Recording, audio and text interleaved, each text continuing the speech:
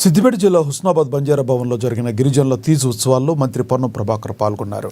గోధుమల మొలకల బుట్టను బంజారా మహిళలతో కలిసి మంత్రి తలపై పెట్టుకున్నారు.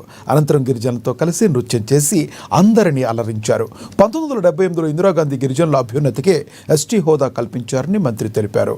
గిరిజనులు అభివృద్ధికి వచ్చిన వారు, ప్రభుత్వ ఉద్యోగాల్లో ఉండే ఆర్థికంగా బలంగా ఉన్నవారు, ఆర్థికంగా ఇబ్బంది ఉన్న వారికి సహకారం అందించాలన్నారు మంత్రి పొన్నం ప్రభాకర్.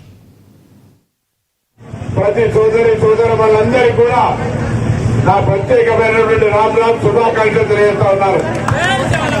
ఇదే సాంప్రదాయాలకు, గిరిజన ఆచారాలకు సర్వేజన సుఖినోభవ, సమాజంలో అందరూ బాగుండాలి, ఆ సేవాలాల్ మహారాజ్ ఆశీర్వచనంతో, ఆ మేరీమాయ ఆశీర్వచనంతో మనందరం కూడా పాడి పంటలతో సుఖ సంతోషాలతో ఉండాలని ఇలా యువతులు ముఖ్యంగా మరి వడ్లను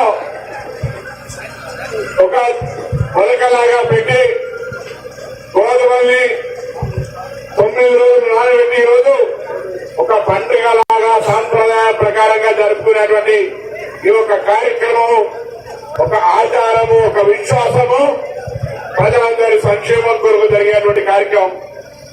అందుకే ఈ యొక్క కార్యక్రమం ద్వారా నేను ప్రార్థిస్తా ఉన్నా, తెలంగాణ యావత్తు కూడా ముఖ్యంగా హుస్నాబాద్ నియోజకవర్గంలో ఉన్నటువంటి పాడి పంటలు, రైతులు, వివిధ వృత్తుల్లో అందరూ కూడా సుఖ సంతోషాలతో ఉండాలంటే సమృద్ధి వర్షాలతో పాటుగా వాతావరణం, ప్రకృతి అంత సహకరించి ఎవరికి ఇబ్బందులు లేకుండా ఆరోగ్యంతో ఉండాలని భగవంతుని ప్రార్థిస్తా ఉన్నా. సేవలాల్ మహారాజ్ గారిని, అదేవిధంగా మేరీబాయి ఆడారు.